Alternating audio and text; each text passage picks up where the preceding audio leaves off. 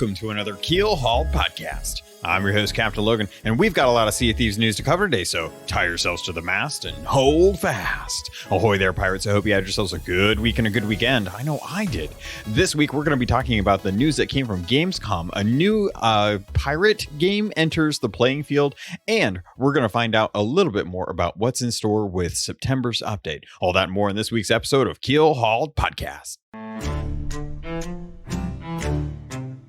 First up on today's docket, let's talk about the elephant in the room, which I think everyone on Twitter kind of took in different ways. I think a lot of people were kind of upset about this, and we're talking about Blazing Sails. Now, if you haven't heard about this, I wouldn't blame you, because this game cropped up a little while ago. Now, this was something that had been shown off in past E3s, but this is a little bit closer to launch, and it looks like people are going to be jumping onto Steam to try this out. According to an article by IGN, they said that a lot of people have been having fun with this battle royale, and it looks to seem to be taking a lot of notes from Sea of Thieves. This is something that's coming out in Steam Early Access on September 9th. And if you want to try a battle royale in Sea of Thieves fashion, this might be your closest bet. There's no word yet that I can see on how much this is going to cost if you want to get into Steam Early Access. But the big question here remains: is this going to turn into another Atlas or another Blackwake? Is this going to be just another one of those pirate games that tries to capitalize on the success that Sea of Thieves has worked for so hard to try and gain over the last 2.5 years? Now, I know a lot of you guys are going to be looking at this and saying, how is this legal? Well, it's simple. It's not Sea of Thieves. It's not taking any of the actual assets from Sea of Thieves. That is considered illegal. Now, what they can do is model a game very closely to what Sea of Thieves is. You see this a lot with other games. Overwatch has Paladins. League of Legends was done off of Warcraft 3 and Dota. Dota 2 is taking notes from League of Legends. Like, every game has another game out there that is very, very close. And in fact, the design of it is intended to try and either draw people in from the game that it emulates, or just to try and confuse people into buying it. This is something that happens with Coke products, with Dr. Pepper. This is something that happens in film all the time. Even music itself is hard because you can't quite copyright it, because there's a finite amount of notes on a scale that you can actually use in combination. So you're going to find a lot of songs that use the same chord progression, but you can't copyright that. Same thing with this kind of aesthetic. Now, you can copyright code, as far as I know. You can protect your code in your assets if you're making a game. Those you can copyright, from what I understand. Now, bear in mind, I am not a copyright lawyer, so I am not the end all be all as far as what you should say is right or wrong. But from paying attention to a lot of other people out there who have written really nice articles about it, and following Apple and Samsung for years in their litigation between what is considered patentable or copyright infringement, a lot of times this comes down to code. You can have 10% variance on imagery, and it can be considered different enough that it doesn't infringe on copyright. That's why you go around and you see ice cream trucks, and they have images of what look like Mickey Mouse or Mario or the Ninja Turtles on the side of their car or their van, and it's not official art, but it is really close. It's recognizably close. So a lot of people are upset about this. A lot of people are like okay about this. From what I can tell, it looks like it's going to be just a purely battle royale style game. They're using a ship that is very much like our Brigantines, that has 2 cannons on either side, 2 masts. It's got an anchor, capstan, a below deck. I actually kind of like where the deck, or where the staircase down below deck is located on the brig. I actually think it's kind of interesting how they chose to make it there on offset, as opposed to in the middle of the ship. What is more accurate is probably being in the actual middle of the ship, but that's neither here nor there at the moment. And it looks like you can have up to 3 or 4 people per ship. Without more details, it's hard to say for certain, but I would be interested to see what a 4-person brigantine would look like, because that would actually offer you the ability to have someone be a boarder and have other people be able to man both cannons and helm the ship. So kind of interesting. It didn't look like you could shoot yourself out of a cannon, something that is very, very representative of what people expect in Sea of Thieves. So I don't know how boarding is going to be, but it does look like this does take on a lot of the ideas of having ship cosmetics in the same way as Sea of Thieves, where you can change out your type of cosmetics for your liveries and your cannons, things like that. And one of the things that I noticed too was they had one image or part of the video that they were actually showing on this, and I'll link the article for you if you want to go over to IGN and take a look as well too. So check the show notes if you're interested in what this actually looks like. But it does look like they'll have cannon shots or ways to lock up cannons, and you have to actually attack the chains on the actual cannons to be able to free those up to be able to use those. Something that's a little different from the typical cursed cannonballs that we're used to with like the peace ball, where it just rotates the cannons upward for a certain amount of time until the effect wears off. So interesting. I honestly, I could care either way about this. I've seen Atlas come through. I've seen Blackwake come through. This is just another one of those Steam games that is trying to do something that Sea of Thieves won't.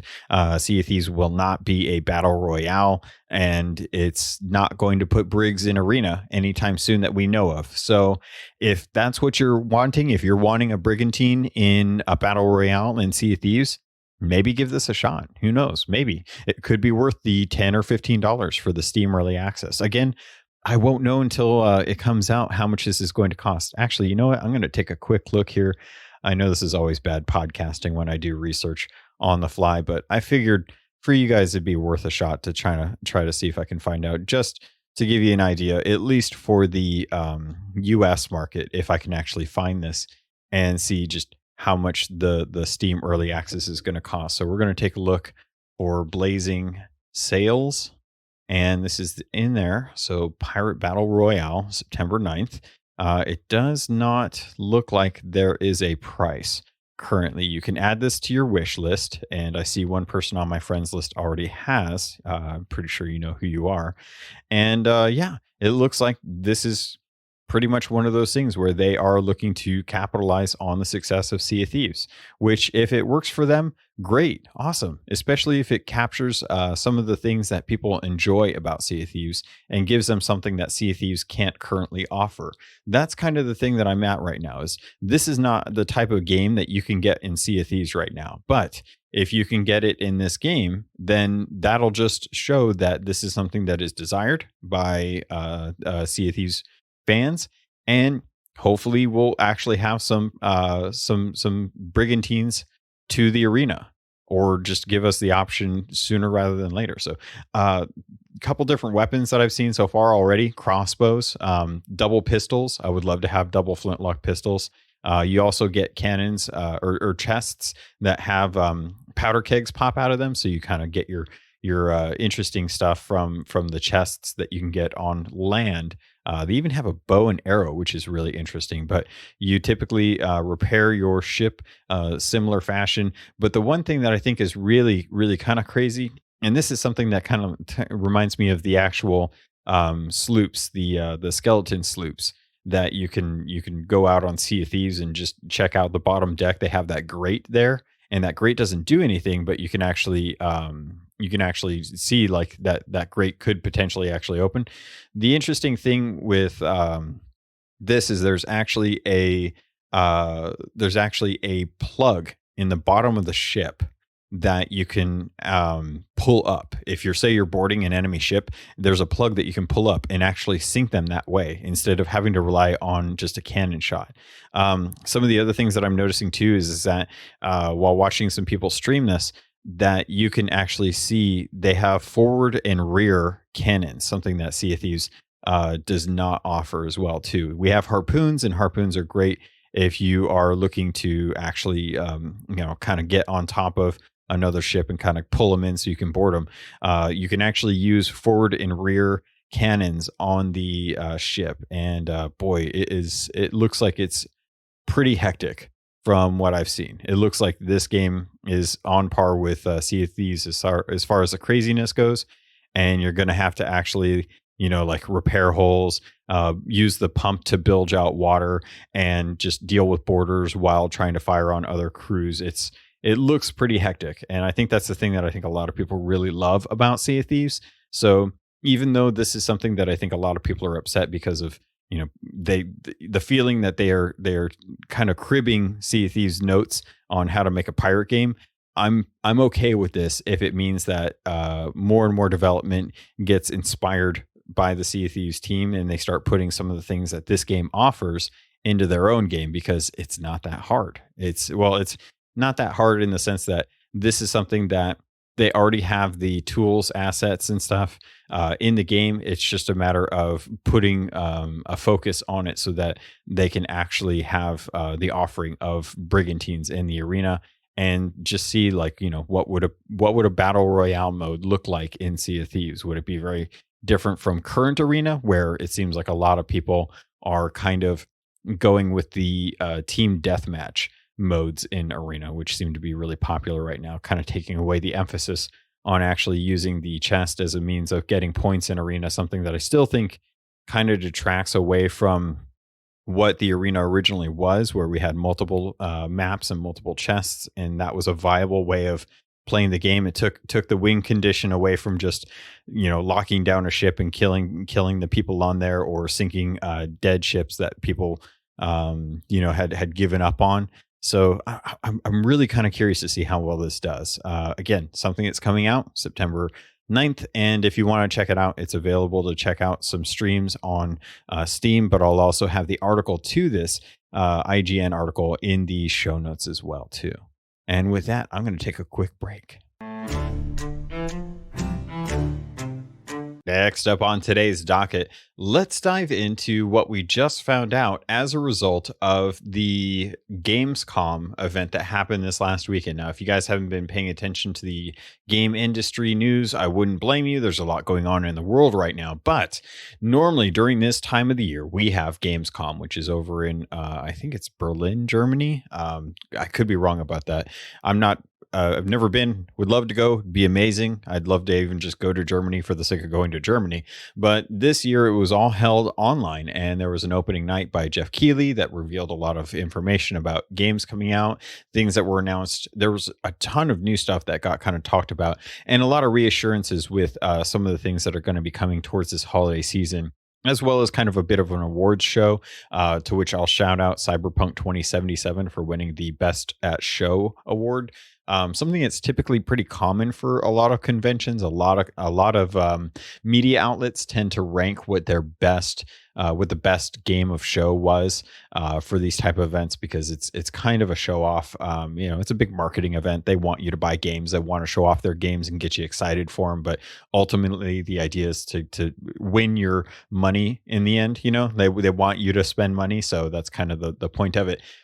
However, when we were watching this, if you watched the Gamescom kind of video, there was a hint at something that we're going to be getting. And it was kind of quiet at first. If you didn't pay attention, you might have missed it, because it was literally a 5-second clip of a dog in Sea of Thieves. Now we have cats, we have monkeys, we have birds.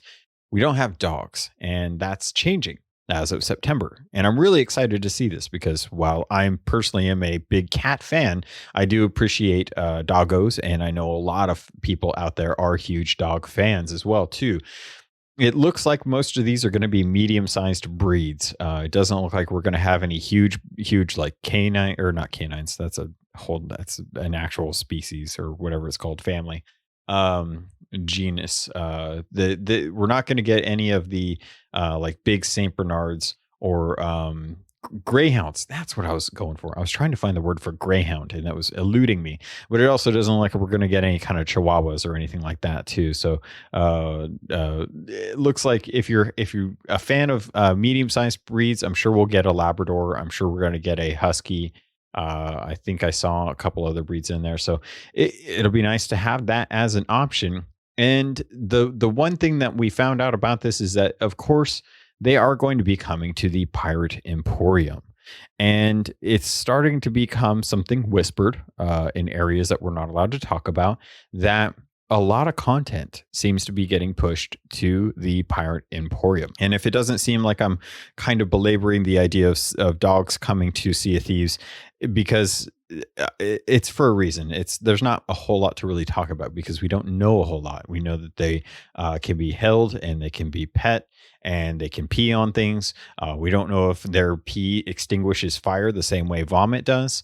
But if that's the case, then that's great. It'll help you on deck if anything's going wrong.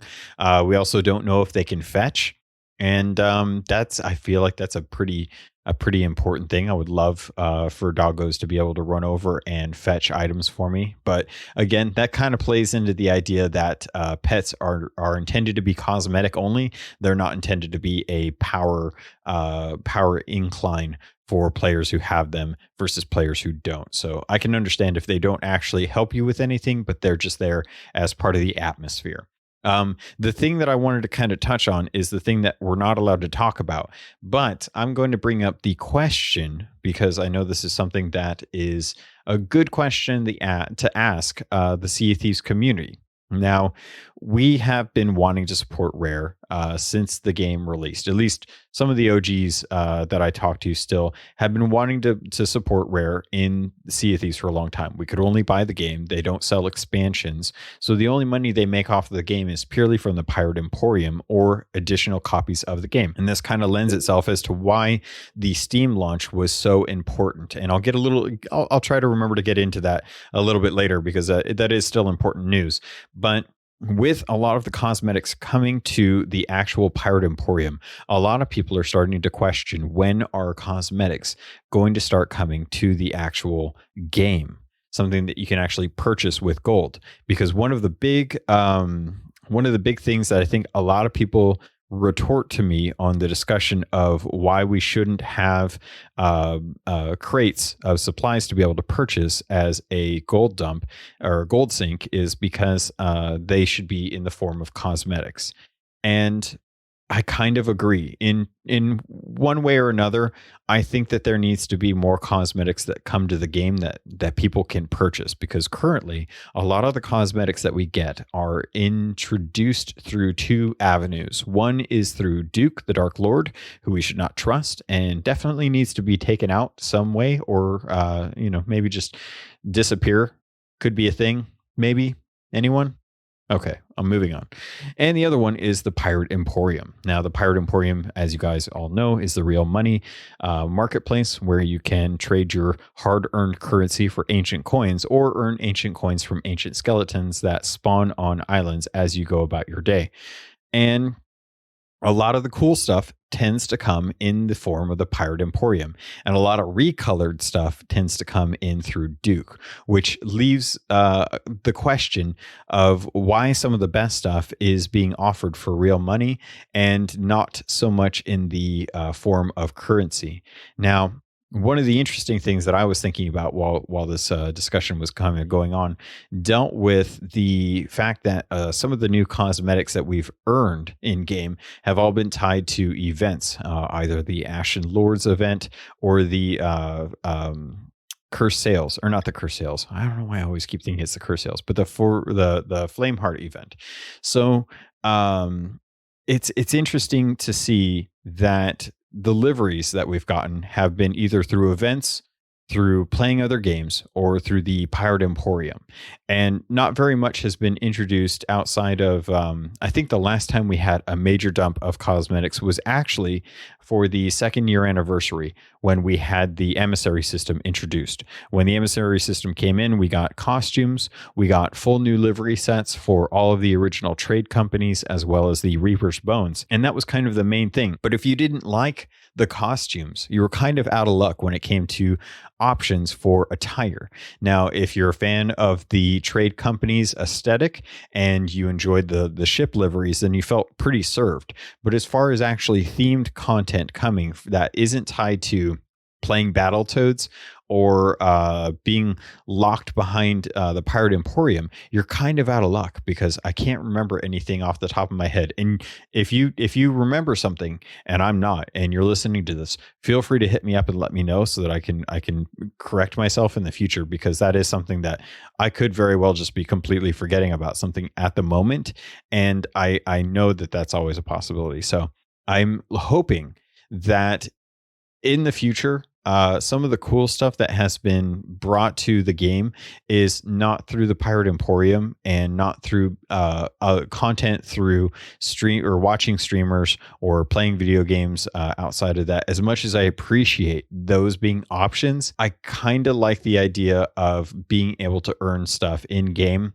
just by purchasing it through gold. Caveat: right now, you can go through the Hunters of the Deep event, which I've been enjoying. It's tied to hunting down megalodons and remembering the Hungering Deep event, something I really loved, probably my favorite event. And I wanted to say just right now, I really appreciate that in the Pirate Emporium, there's going to be the Shrouded Ghost livery set, but I can earn half of that right now in game by completing the event over the or this week and last week, as we kind of wind into the next September update. So if I want that set, I can get a majority of that set already in game, and I don't have to wait till September.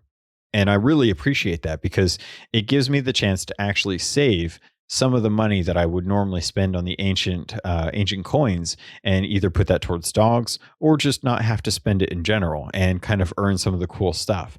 But I still think that a lot of cosmetics should be pushed into the game from the normal means through updates, not through events, not through cosmetic emporiums with the Pirate Emporium, or through other means outside of the game. A lot of people are full of gold, have lots of money to spend on stuff, and have nothing to spend because they're either pretty happy with the cosmetics that they have, or they already have everything and they're just waiting for something new to come to the game. I'd love to hear your guys' thoughts on this. I'd love to understand if this is a big thing for you. I know a few of you already state that you're pretty okay with what you've got. You're not too worried about it. Gold is just a number and you don't really factor that into your daily gameplay.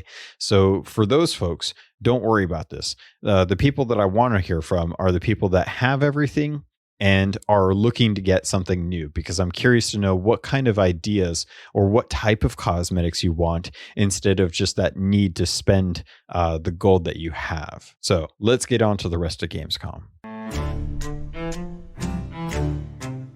Next up on today's docket, let's dive into the rest of Gamescom and the information that we got thanks to Joe Neat talking to IGN to give a little more clarity on what the September event is going to have in store for us.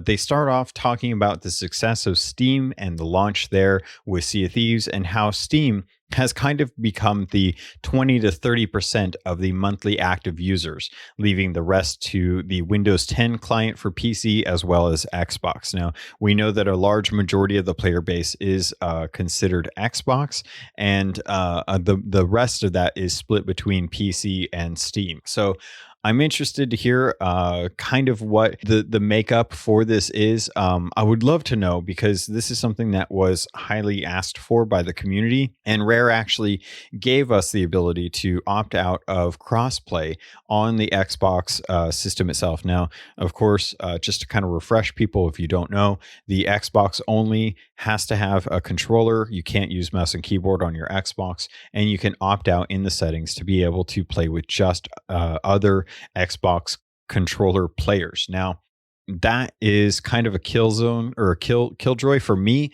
because I love playing with everyone that I can, and that's going to be on any platform I can. So I tend to just defer to playing on whatever I happen to be playing on at the time. Sometimes I play on my Xbox, sometimes I play on my PC, but if I'm going to be playing, most of the time I'm going to be playing on my PC, because that was kind of where I first got introduced to it. And I'm still not quite as good on controller as with mouse and keyboard, just because of years of playing with mouse and keyboard. Moving on, additional platforms was a topic that he addressed as something that a lot of people bug them about, bug Rare, I should say, about when the game is going to come to different platforms. The interesting thing about this was he didn't talk about any platform in specific. So there's no indication if this is intended to be a comment towards the Nintendo Switch or PlayStation, which I highly doubt, or if this is going to be something mobile or coming to other game stores. Like I'm trying to think of another one. Epic Game Store, I guess, would be the one that would make sense, or Good Old Games, or GOG, if you're that's how you prefer to talk about it. It's interesting because while Joe didn't actually speak to any specific platform, the comment that was mentioned was is that it is important that Sea of Thieves have the Xbox Live integration so that you can have Xbox crossplay, which is something that Steam allows for. There's a question of whether or not that's available through mobile devices or if that's available through other PC platforms. Now, here's the weird thing to me is I don't see Sea of Thieves ever coming to Sony PlayStation. The blood between Microsoft and Sony seems to be pretty tenuous or seems to be pretty thin at best. At most time, it's clear that they're just direct competitors with each other. While I would like to argue that the launch of their current next gen consoles coming up, or not current, their next gen consoles coming up seems to be a different marketing standpoint for both companies. One's very traditional with the better system that is cut off from the rest of the ecosystem outside of your account with Sony, or the casual upgrade to better hardware and opportunities to play on the ecosystem regardless of the hardware with, say, like Xbox. But seeing Sea of Thieves on Sony PlayStation is kind of on par with seeing Gears of War or Forza or Halo show up on the PlayStation. Those seem to be like the top pillar games for Xbox at the moment.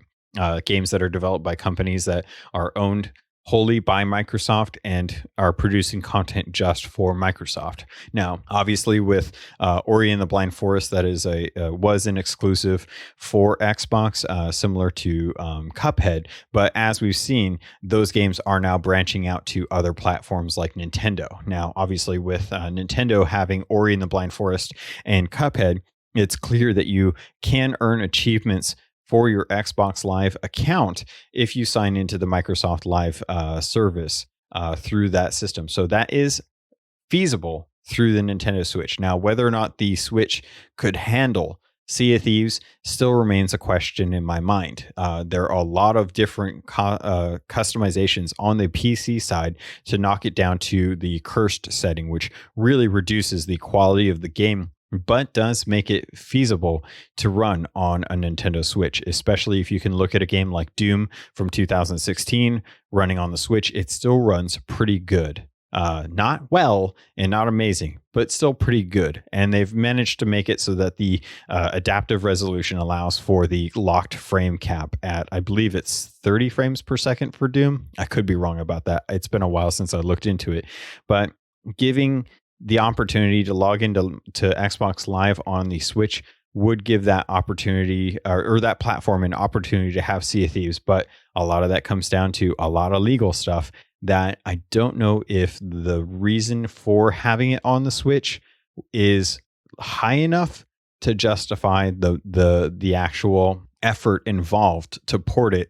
from Xbox or from the PC version. Now, bear in mind, it is built on Unreal 4, which is something that can run on the Switch. So obviously there's tools in there to allow you to adapt the code so that it can run at varying degrees of quality. So potential's there. The need or the desire is still in question. And I kind of wonder what the point of this comment is if Joe isn't going to speak directly to the platforms that people are asking for this game on, because as far as I can tell, this is something that is being serviced through the three main platforms that Microsoft can access easily. Steam, which most people playing on PC use for their gaming libraries, Windows 10, which is the native gaming platform for all of Microsoft on PC, because Windows 10 has all of Microsoft and blah, blah, blah. I don't have to say anything more.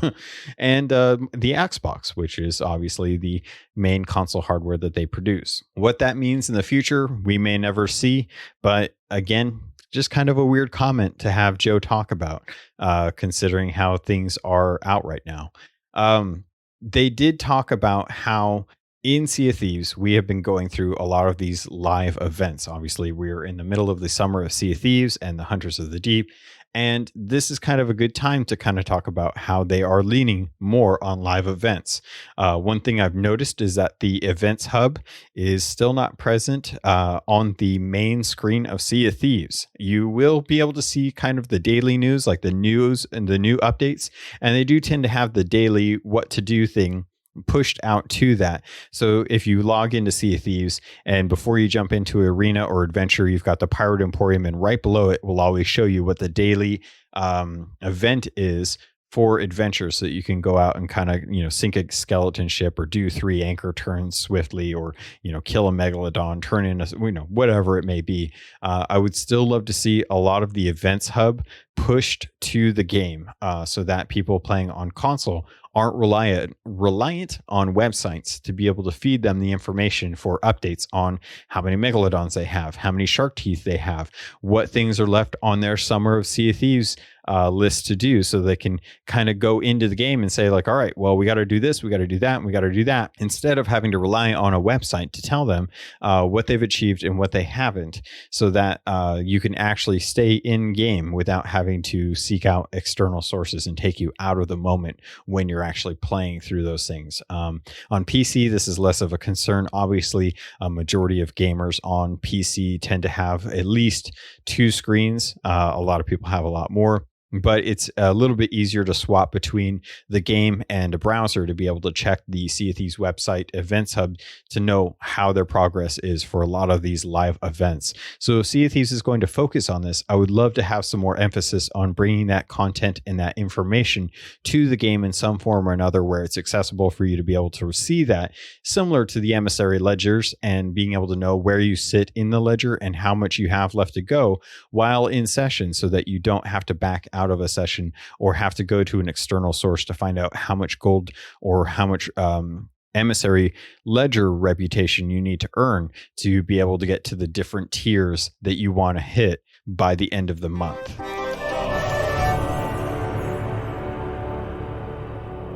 The hosts at Robots Radio get a lot of questions from people who are interested in starting their own podcasts about how they can start, how they can grow their audiences, how they can create good content, even what microphone to use and what software to use, things like that. Well, we're changing things up at Robots Roundtable to talk and share about the things that we've learned, the things that work and the things that don't. We're sharing with you our actual real-world experience.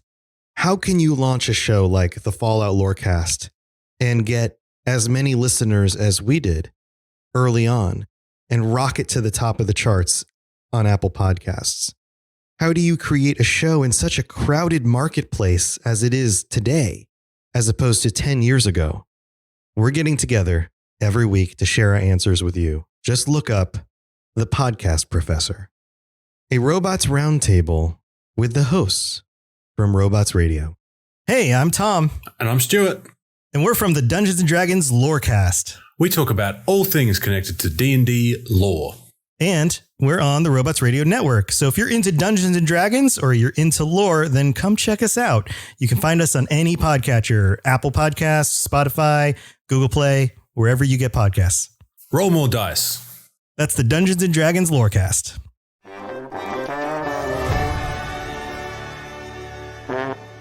Welcome back, pirates. I hope you guys are still having a good time while listening to the podcast.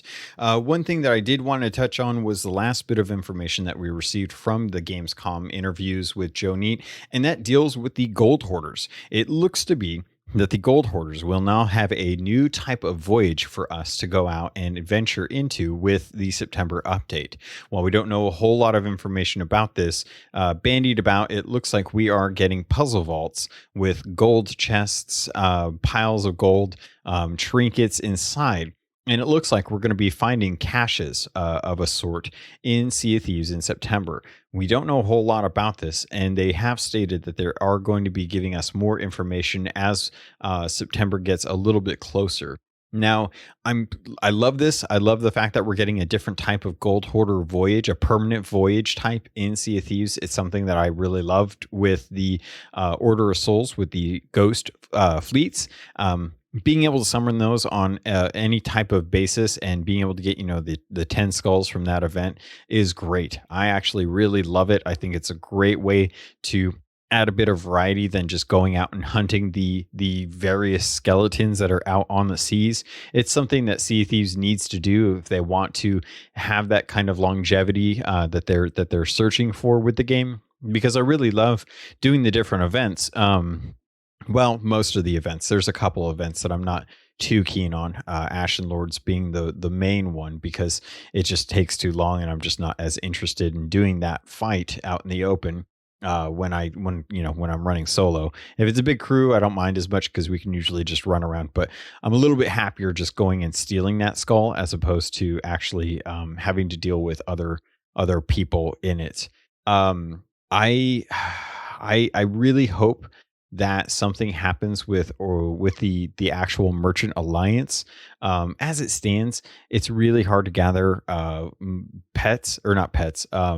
We used to call them pets, but the animal crates. We used to go animal hunting all the time, and they could withstand a decent amount of attack before dying. However, with them dying so quickly nowadays, it's almost impossible to justify why you would want to have that risk of gold and reputation on your ship compared to merchant crates, which are now the most durable type of crate that you or merchant reputation that you can earn outside of just flat crates like sugar and tea and spices, gemstones, things like that. The crates, the supply crates that you, or not the supply crates, the cargo crates that you can get from merchants are still a ton of reputation, and it's nice, but I feel like there needs to be something unique about merchants that comes outside of what we currently have. I would love to see a different type of gameplay introduced via the Merchant Alliance, and something to do with interacting with other people, something that would kind of bring a little more kind of hesitance towards sailing around. Super Pack, a good friend of the show, CJ, he always wanted to go out and sail the seas as an actual merchant and actually sell people crates and earn merchant reputation by gathering up supplies, cargo crates, things like cannonball crates or wood planks, food crates, and then offering those for a price to pirates that they come across as a way of selling, supplies. So say there's two ships out in the seas and they're battling. One of them is running low on cannonballs and they need a restock. Being that neutral party out there, that ship on the horizon that's just a merchants of death, offering guns and ammunition for the highest bidder to be able to win a bout. Something like that sounds really interesting and would put you at risk, because who knows what would happen in that instance. You could end up sinking both of them and taking the treasure for yourself. But having a ship on the horizon with unknown intentions, or at least guised intentions as a merchant, is an interesting prospect to me, as opposed to what we have currently, which are non-emissaried ships, emissaried ships, reapers, and then just the fluke crazy person that goes out there and just swims up to ships and tucks on their ship for a while. A little more on that in a little bit, but the last thing that I wanted to kind of touch on with this update is the fact that we got this update. So one of the biggest things that I've noticed since Sea of Thieves started going on the monthly cadence deals with the fact that we really have not had a whole lot of hype time for updates, something that was big when we were playing in the first year. In the first year, we had 4 big events before the end of the year. We had the Hungering Deep, we had the Curse Sales, the Forsaken Shores and the Shrouded Spoils update before we got the anniversary update. And the cool thing about those was it was a roadmap. We knew the names, but we didn't understand the context behind the names. But the fun thing about that was the speculation that was involved with it. And while I enjoy the monthly cadence of updates, because if I don't like an update, I just have to wait a month and I can kind of dive into whatever comes next. It's apparent that due to the coconut fever and the overwhelming drive to have stuff going on in Sea of Thieves to keep player engagement up, to keep monthly active users high, it comes with some trade-offs. You don't have that anticipation of a quote unquote expansion the way you normally would if you were playing most other game as a service games or games as live games. So right now I'm currently playing a lot of Destiny 2, and there's a lot of the community that are hungering to understand more about the Beyond Light expansion. So much so that a lot of people have been like kind of living on the Bungie website for more information about the new subclass for Stasis.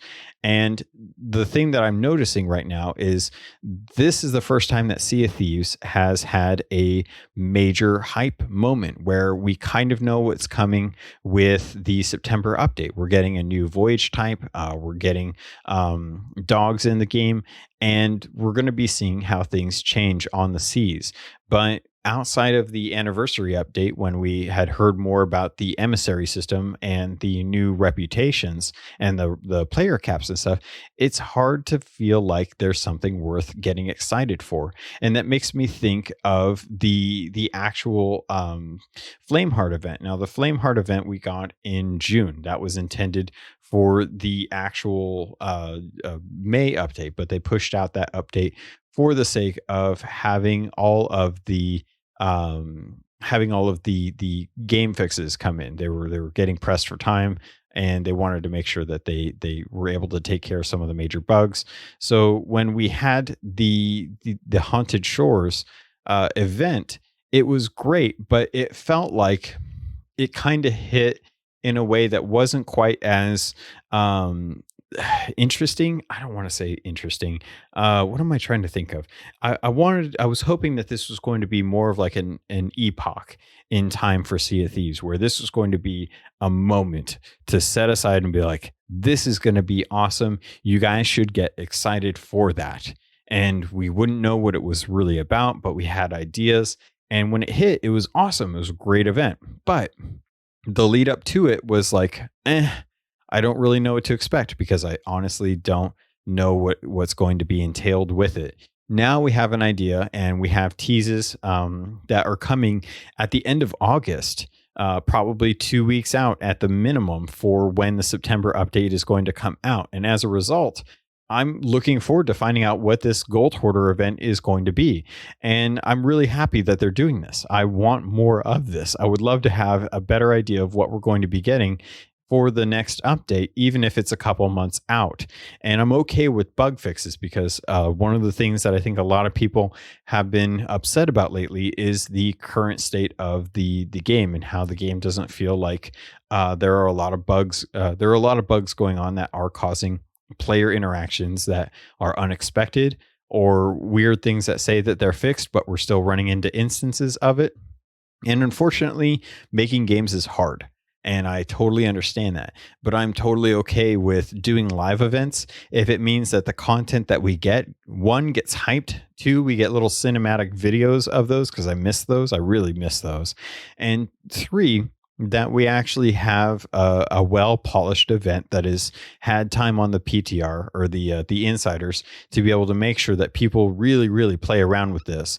And I still feel like we should be able to have a discussion on the insider content, being able to talk about it beforehand to hype up stuff for people so that people actually dive in there to go in and get that. I don't know too many people that spend a whole lot of time on insiders anymore. And a lot of the time, insider content is heavily debated on forums, and usually it's swayed one way or the other. Never feels never really feels bipartisan, if that's the right term. I think that's the right term. I'm not going to check myself. I'm just going to go with it. I could be completely wrong about that, but I'm gonna deal with that in the future and ask for forgiveness.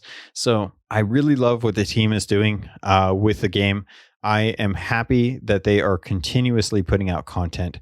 I would highly recommend that if you guys get a chance, go on the insiders to try and test this stuff so that you guys can help make sure that when the content does come out, that the content is in its best form. You can still spend the hour in there. You can still earn the insider cosmetics and the gold from that. But if you don't want to be spoiled, I also understand too, because that is something that a lot of people want to avoid. So it's hard to know where people sit on this. But at the end of the day, I would much rather have spoilers out there and a better quality game. Take World of Warcraft, for an example. The alpha has been out for a long time. We're currently in the beta, and the sentiment overall is that there was a lot of people who were very happy about the expansion in the state that it was in the alpha and beta. The hardcores got in there, took a look at what was going on, said, no, this isn't good. You shouldn't do this. You need to make sure that such and such is such and such. And the devs took it to heart. They heard our feedback from outside forums, from videos on YouTube. Other people were informed about it and started reaching out to the studio and being like, hey, we heard from so-and-so that this is like that. We don't want that. We want this. And they helped try and build the game in the state that the people are going to enjoy it the most. Now, obviously, when I say people, that is a tough thing to try and define. Who are the people in Sea of Thieves that can ever agree on everything all the time? You know, what company can look at people in general and say, yeah, everyone agrees that this needs to come to the game, unless it's fishing, which everyone really wanted fishing for the longest time. But we also wanted gambling, and we also want duels, and we also want to be able to change our ship type, and we also want to get rid of Duke. So there's lots of things that, you know, the community wants as a whole, but trying to get everyone to agree on one thing is really tough. But being able to at least talk about it openly with the rest of the community, if the people want spoilers, they can get spoilers. And if they don't want spoilers, then they can ask that their content creators respectfully tag those as spoilers so that people can skip them. We do it right now when games come out and people have conversations about games like The Last of Us 2. The Player One podcast was really, really nice, and CJ took a lot of effort to make sure that The Last of Us 2 content was saved towards the end of the show. They flagged it, they chapter marked it, and then they made sure that they let people know ahead of time when they were going to discuss it. So if you didn't want spoilers, you wouldn't have to continue listening to the rest of the episode. They got all of the other content pushed up ahead of it. And then they made one episode just purely out for the spoilers discussion that they had been having over the last 3 weeks or 4 weeks that they had been talking about the game. The Insiders is no different.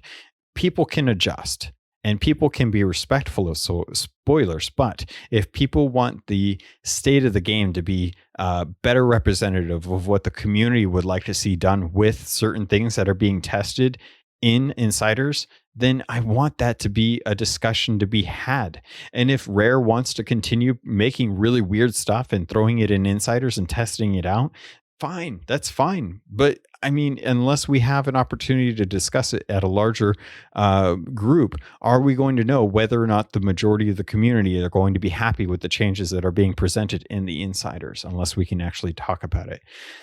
I've been talking a lot about that, so I do apologize. I know a lot of folks are tired of hearing me gab on about that kind of thing, but it's been a while. I wanted to kind of keep it fresh in my mind and fresh in your mind that I feel this way. And I'm interested here if you guys are opposed to that. If you want to be clean when it comes to new content, you don't want to have any kind of spoilers, let me know if that's important to you, because I respect that.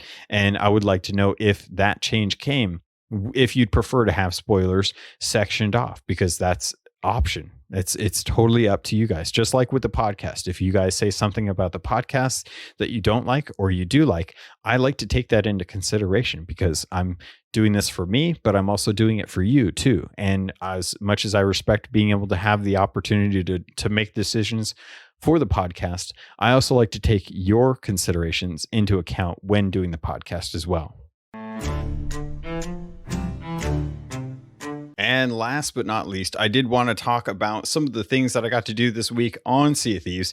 I had an awesome opportunity to sail with a couple people out, and we had a really good time. We had some really interesting events happen in the Sea of Thieves, some crazy happenings that you just don't really come across. So I was sailing with Captain Nev, who reached out to me and said that they wanted to get together to have some voyages because they'd been wanting to get some stuff done in the game that they had trouble with other crews getting in there and attacking them. And we had a pretty good time. We started out with the sloop, just he and I, and we went out to Smuggler's Bay to go out and just start working on some Order of Souls. We didn't really have too much in plan. We were looking to just do whatever kind of came up. But a funny thing happened when we finally got to Smuggler's Bay. We went out there and we had noticed that there was a sloop sailing in the general direction westward towards us. And they had parked behind a couple of the big rocks. And I kind of sat there and thought about it. And I was like, why would they stop? They're not going to an island and they're not coming to do a direct engagement with us. So I had a feeling that someone was trying to swim out to our ship to see what was going on. So instead of heading out to the island, we waited a little bit and I gave them some time to swim. And I decided that I was going to shoot out towards their ship. So I lined up our ship and I'm in the general direction of the rock. And I shot out and hit the water. Didn't see anyone immediately. So I waited a little bit for my mermaid to spawn. And then when I saw that the smoke was up high enough, I took my mermaid back. And when I got back on the boat, I looked out towards where my mermaid was and saw 2 pillars of smoke, which to me means that there were 2 mermaids out there, which was definitely the information I needed to know exactly where that other mermaid was and the direction where this person on the sloop was actually swimming from. So I lined up the cannon, I shot out in the same direction and ended up finding him in the water, only to kill him, with him being a little confused about how I managed to find him in the middle of the ocean. Well, thanks, mermaid. I appreciate that. After that, I got back to the boat and I decided we were going to hang out and just kind of wait, because there was now an opportunity for them to decide. Were they going to try and swim out to us again? Were they going to try and engage us, or were they going to leave us alone? It was clear this person wanted to get onto our ship and tuck on our ship, but I'm not a big fan of that. I'm probably going to want to just fight head on. And they decided to come out from behind the island and come at us. Well, I had the opportunity to have a good moment where you're at an island and you're on your ship and someone has to sail towards you, which is probably one of the most dangerous things you can do, especially if they know you're coming. Now, we had parked ourselves in a pretty good position to begin with, so we didn't have to shift too much, but we decided to wait for them to come in, and we started laying into them. And we dropped sail, and they tried to turn towards our bow so they could get a broadside on us. Well, I managed to get on their ship and knock them off, and I was able to drop their anchor while Nev decided to sail around and try and get a good angle on the cannons. And as he was trying to get shots on the cannon, the person that had been on the sloop was knocked off after I'd gotten a few swipes on him and was trying to get back on their boat. I managed to get a pretty good snipe on them and was waiting for them to come up from the ladder when he threw a couple blunder bombs and knocked me off. So I ate some fruit and got back on top of the deck. And right as I was waiting for him to come back up, he decided to scuttle. This had been after a few shots had come in, and Nev had managed to get a couple shots. So their ship was close to being sunk as it was. But it just goes to show that if you have the wherewithal to notice a ship on the horizon, always anticipate that they're either doing their own thing or they're coming after you. And if you think they're coming after you, try and understand what their engagement plan is. Are they going to try and fight you on ship to ship, or are they going to try and sneak aboard with a keg, or just try and get on your ship in general? And kind of let them out. Let them know that that you aren't quite onto their plan, but you are paying attention. Don't engage with anything that you're doing on the island, and focus on that ship, because if you don't have a ship, then you don't have treasure. So there's no point. So we had a really good time, and we got a fair amount of treasure as we went from island to island, getting different skulls and visiting shipwrecks. And we're having a general good time with kegs and blunder bombs and fire bombs and stuff. And we were going to turn in what we had over at the Sanctuary Outpost when a galleon came in on us. And we had turned in what we could before we felt like it was time to leave, before we had an opportunity to go. And as the galleon was sailing towards us, they had just finished up the Ashen Lord event and were just coming over to say hi. They had the Alliance flag up, and I'm generally pretty cautious about that to begin with, but they seemed like they actually just wanted to hang out. And while I'm always very, very paranoid about that kind of a thing, I always am kind of that community member where I want to get people together. So as they kind of shout out on the speaking trumpet what their intentions were, I said, "Hey, are you guys chill?" And they're like, "Yeah, we're chill." And I'm like, "All right, if you're sure you're chill, I don't want to have to kill anyone if I don't have to." And they're like, "Yeah, no, it's cool." So after that, we joined the Alliance, and I grabbed one of the skulls that we had, one of the better ones. It wasn't a villainous, but it wasn't like, it was one of the hatefuls or that we had, and I hopped off the back of our ship, and they were sailing behind us. So I climbed aboard their ship and offered that as kind of like a peace offering, saying like, "Hey, how you guys doing? Here's some loot.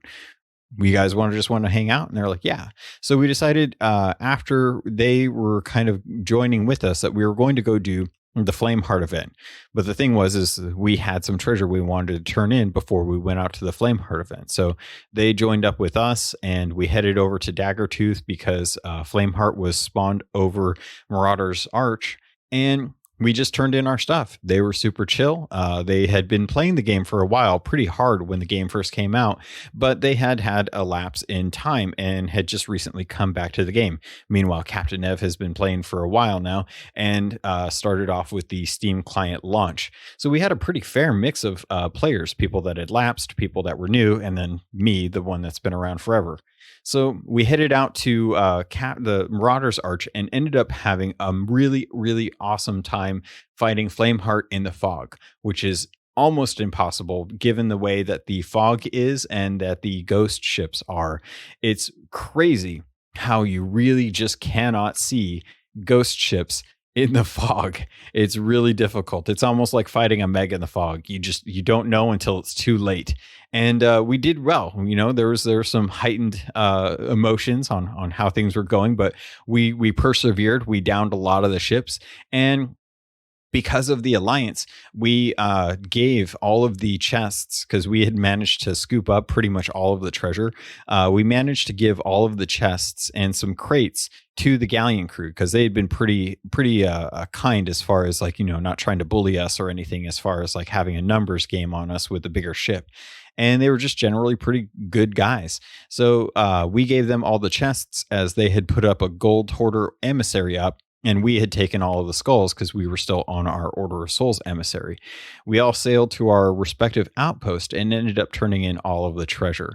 After that, we headed back out to work on a couple more Order of Souls missions, and they followed suit, kind of tailing us before deciding that they were going to hop over to Arena.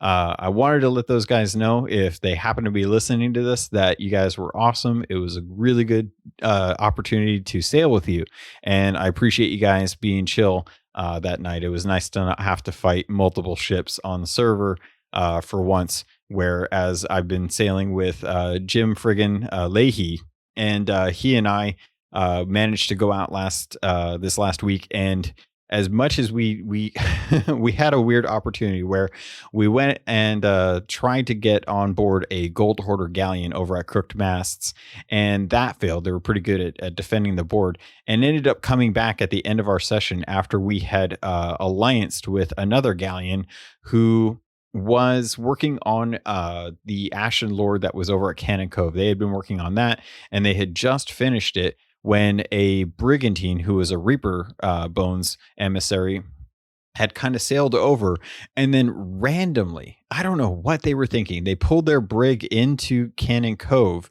to try and grab the treasure, but they parked facing the dock on the west side of the island and basically locked themselves in place. They dropped anchor, they didn't move, they couldn't get anywhere, and Jim and I sailed over, took a lot of shots and put into the actual brig. I headed over and found a couple people with a rowboat trying to get treasure away, and I sniped them. Then a couple people, one of the pirates from the brig actually jumped off with the actual skull from the Ashen Lord and was expelling it for some reason. Like he was using all of the flames, but for no good reason. And he despawned when he got too close to the ship and a rock, and ended up black screening and just leaving the skull in the actual water between the boat and the island. So I grabbed it. Meanwhile, the galleon that we had allianced with, as they were working on the Ashen Lord, had booked it, done a U-turn, come back, and parked in to along parallel to the actual brigantine. So the brigantine and the galleon are sitting there trading shots. Meanwhile, I'm swimming with this skull after murdering some people, and Jim putting a whole bunch of holes into that ship and disabling it. We grabbed the skull. We jumped onto the sloop. We headed over to Sanctuary Outpost and turned in the skull, and then came back to find that they were still duking it out. And we're like, what is going on? Why haven't they sunk each other? One of them is they're still up. And sure enough, we grabbed a bunch of the treasure after the brig had finally sunk. And all of the cannon crew, or all of the galleon crew, wanted to hop onto our ship. Now, again, I am very, very cautious and paranoid about people getting on my ship. It doesn't matter who you are unless I actually know you. I feel like you're going to try and steal something, steal my food, my planks, my cannonballs, what have you, or get below deck and try and talk or just murder me outright. So I'm always pretty paranoid about that kind of thing. But I stood in the walkway for the sloop so that they couldn't walk past me unless they actually killed me or blunderbombed me, at which point I would have had to kill them and Jim would have had to kill them. And we managed to convince them to actually shoot up onto Cannon Cove to do the skeleton throne. And it was kind of impressive because we had no real intention of that, but it was the only way we could think to get them off the ship. So they all shot off and followed Jim, and then I followed suit. And then we ended up doing the skeleton throne and getting the Summer of Sea of Thieves knocked out for the sit on a skeleton throne with another crew goal, which was really awesome. And we managed to grab some treasure on there, and then we pieced out. But they managed to get back onto our ship before we got a chance to drop. So we're sitting there with a bunch of treasure and them on our boat, and we couldn't figure out how the heck we were going to get them off the boat. And I cannot remember how we managed to do that, but at one point we did manage to actually get them off our ship. And I remember, we went over to the island because they wanted to go turn in the loot, and we're like, you know what, at this point I don't care, they can have some treasure. So they all grabbed a piece of loot, and we pulled over to Golden Sands Outpost. They hopped off, and then we pieced and we just left them. And that was about the time that the Gold Hoarder galleon that we had kind of tried to board earlier on were coming back with a vengeance out of nowhere. Like they decided that they were going to come and pick a fight with us. So we ended up we ended up baiting them around Reaper's hideout for a while.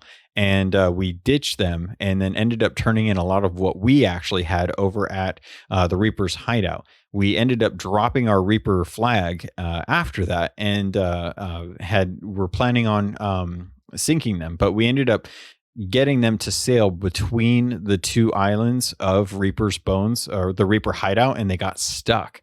And I shot over, I got their anchor down, but one of the guys is really good about defending, and the other guy is a really good boarder.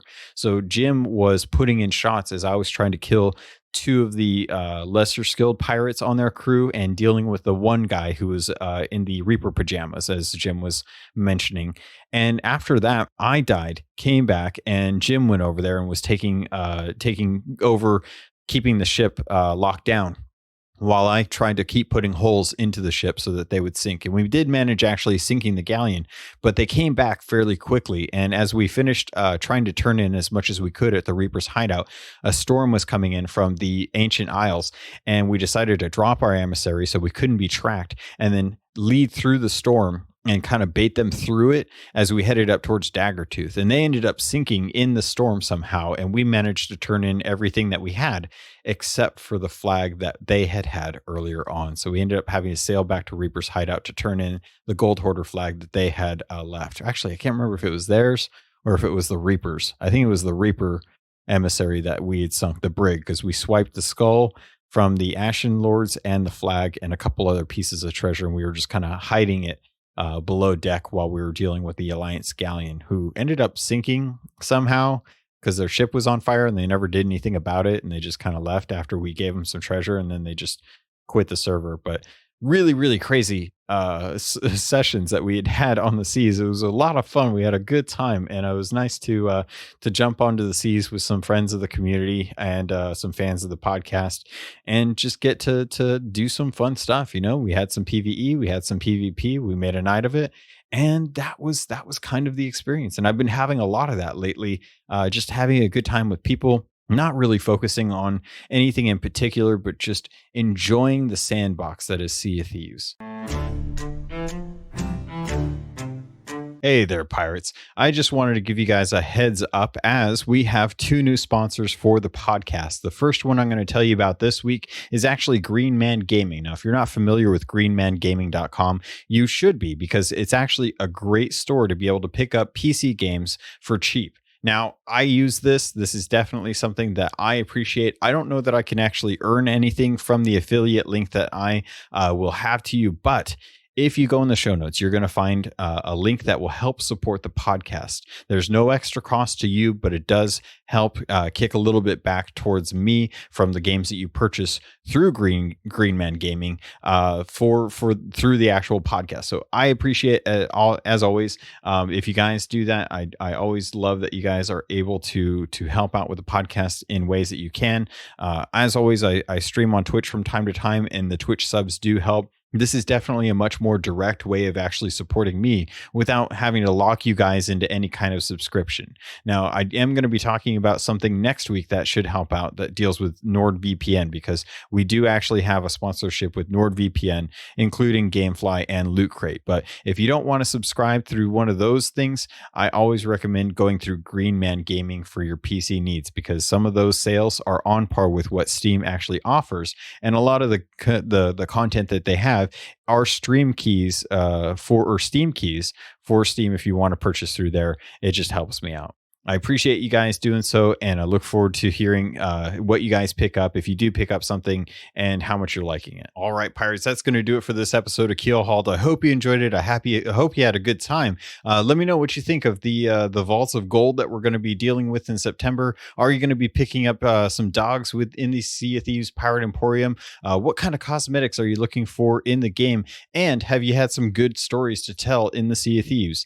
If you want to get a hold of me, there's plenty of ways to do that. You can always reach out at CAPT_LOGUN on Twitter. You can always join the Discord and continue the conversation with the rest of the community, find people to sail with, or talk about other games. There's plenty of other games out in the world that you can be playing if you want to break from Sea of Thieves, or if you're just looking to see if you can play some stuff that maybe is on your backlog and want to share with other people and see if anyone else is interested. There's a lot of discussions to be had. If you want to send in your story, you can always do so on Twitter, on Discord, or you can always email me at CAPTLOGUN@gmail.com. That is the podcast email if you want to let me know something or have a story or feelings that you want to share. There's a lot of stuff going on in the world, so maybe you just want someone to say hi to. Feel free to do that too. Pirates, that's going to do it for this episode. Thank you. I love you, and I look forward to sailing with you on the Sea of Thieves.